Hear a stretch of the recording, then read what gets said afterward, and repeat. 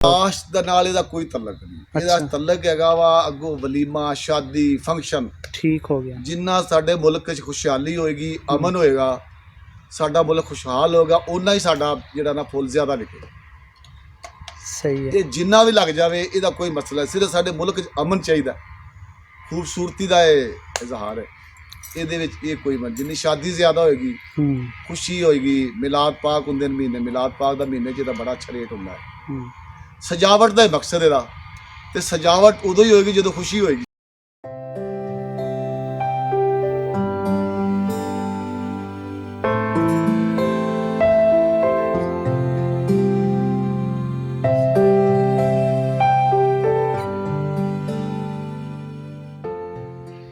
ठीक है। किन्ने अरसे तो कर रहे हैं ये काश्त? जी अरसा 2006 तो मैं शुरू किया। ठीक है।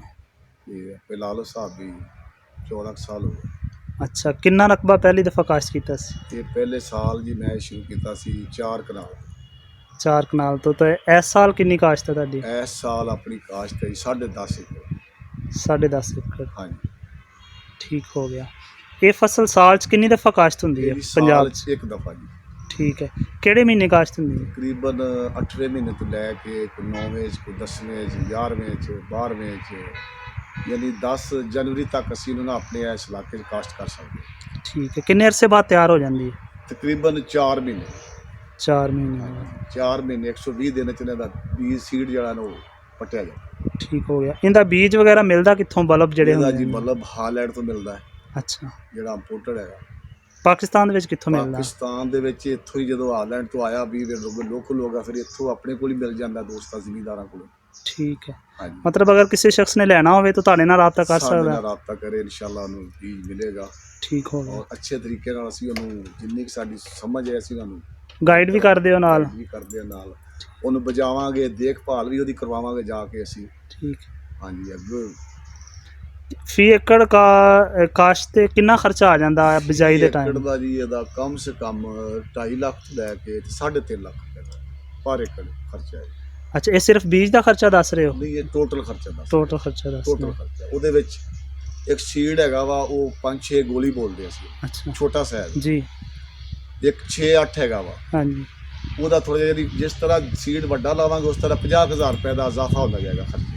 ਅੱਛਾ। ਖਰਚਾ ਵੱਧ ਜਾਏਗਾ। ਵੱਡੇ ਸੀਡ ਦਾ ਜ਼ਰਾ ਫਰਕ ਪੈ ਜਾਂਦਾ ਵਾ? ਹਾਂਜੀ, ਜਿਹੜਾ ਵੱਡਾ ਸੀਡ ਹੋਗਾ 10 ਸਾਡ ਉਹਦਾ ਤਕਰੀਬਨ 4 ਲੱਖ ਰੁਪਇਆ ਇੰਪੋਰਟਡ ਦਾ ਖਰਚਾ ਹੈ। ਅੱਛਾ। ਅਗਰ ਅਸੀਂ ਉਸੇ ਸਾਈਜ਼ ਨੂੰ ਅਸੀਂ ਲੋਕਲ ਲਾਉਨੇ ਇੱਥੋਂ ਜ਼ਿਮੀਂਦਾਰ ਕੋਲ ਖਰੀਦ ਕੇ ਜਿਹੜਾ ਸਾਡੇ ਕੋਲ ਲੈਣਾ ਚਾਹੀਦਾ, ਉਹ ਤਕਰੀਬਨ 2.5 ਲੱਖ ਰੁਪਏ 'ਚ ਉਹਦਾ ਟੋਟਲ ਖਰਚਾ, ਖਾਦ ਪਾਣੀ, ਉਹਦਾ ਠੇਕਾ ਸਭ ਕੁਝ ਪਾ। ਠੀਕ। ਉਹ 2.5 ਲੱਖ ਰੁਪਏ ਦਾ ਖਰਚਾ ਹੈ।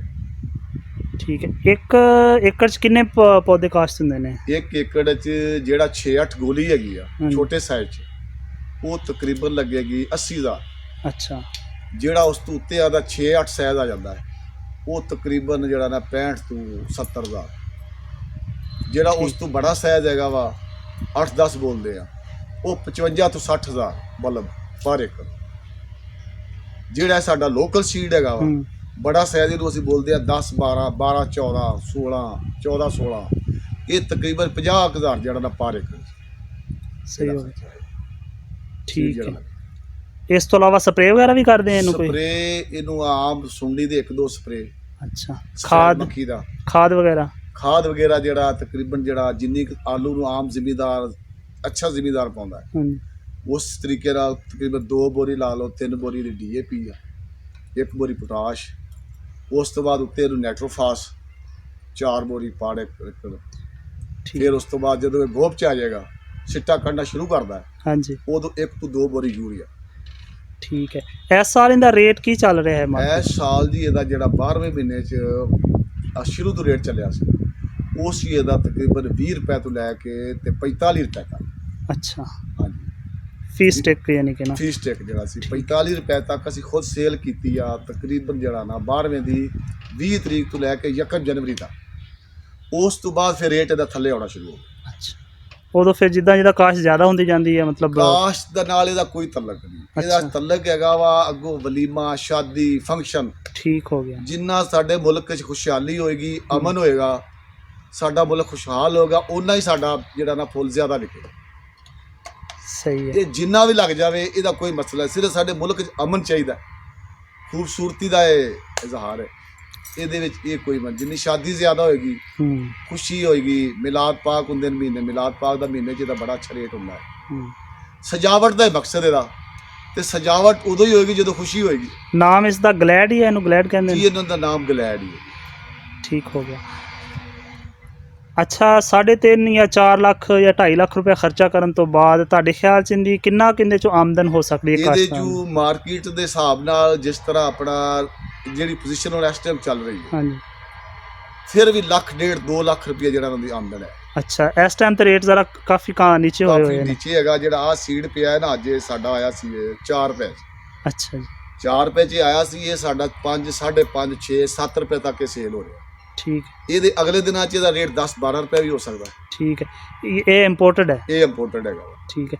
ਅੱਛਾ, ਇਹਦੇ ਬਲਬ ਮਤਲਬ ਜਦੋਂ ਇਹ ਫੁੱਲ ਖਤਮ ਹੋ ਜਾਣਗੇ ਉਸ ਤੋਂ ਬਾਅਦ ਇਹਦਾ ਬਲਬ ਜਿਹੜਾ ਨੀਚੇ ਬਚੇਗਾ ਉਹ ਦੁਬਾਰਾ ਉਹੀ ਯੂਜ਼ ਹੋਏਗਾ? ਦੁਬਾਰਾ ਅਸੀਂ ਉਹਦੀ ਪਟਾਈ ਕਰਕੇ, ਉਹਨੂੰ ਸਾਫ਼ ਸੁਥਰਾ ਕਰਕੇ, ਉਹਨੂੰ ਛਾਵੇਂ ਸੁਕਾਵਾਂਗੇ।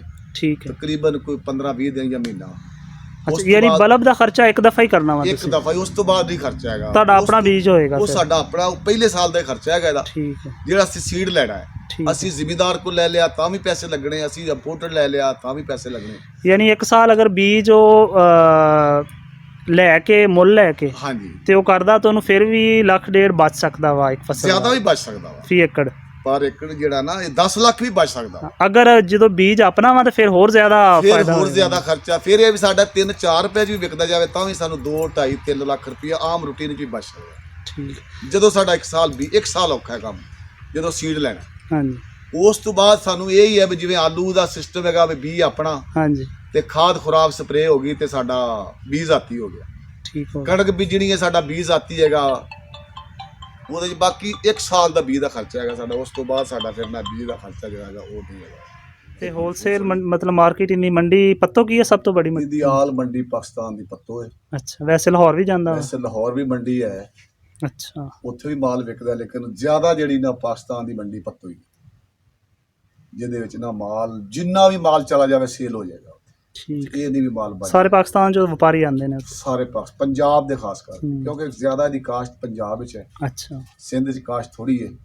ਫਿਰ ਜਿਹੜੀ ਆਪਣੀ ਉੱਤੇ ਸਰਹੱਦ ਠੰਡੇ ਇਲਾਕਿਆਂ 'ਚ ਹੈ, ਉਹ ਵੀ ਸੇਲ ਪੱਤੋ 'ਚ ਹੀ ਹੋਣਾ। ਅੱਛਾ। ਤੇ ਮਿਨਿਸਟਰੀ ਜਿਹੜੇ ਹੈਗੇ ਨਾ ਆਪਣੇ ਵਪਾਰੀ ਹੈ ਜ਼ਰਾਤ, ਉਹ ਪੱਤੋ ਦੇ। ਜਿਹੜੇ ਕਰਾਚੀ, ਹੈਦਰਾਬਾਦ, ਆਪਣਾ ਦੂਸਰਾ ਅਫਗਾਨਿਸਤਾਨ ਤੱਕ ਲੋਕ ਜਿਹੜੇ ਕਾਰੋਬਾਰੀ ਲੋਕ ਇਹਨੂੰ ਪੱਤੋ ਦੇ। ਠੀਕ। ਜਿਨ੍ਹਾਂ ਦੀ ਕਰਾਚੀ 'ਚ ਦੁਕਾਨਾਂ ਹਨ, हैदराबाद भी कुछ लोग अगे दुकाना दे बैठे, बाकी कुछ लोग उन्होंने जिहड़े ने इत्थों अपना माल खरीद के ते गड्डी ते लोड कर देना चला जाना।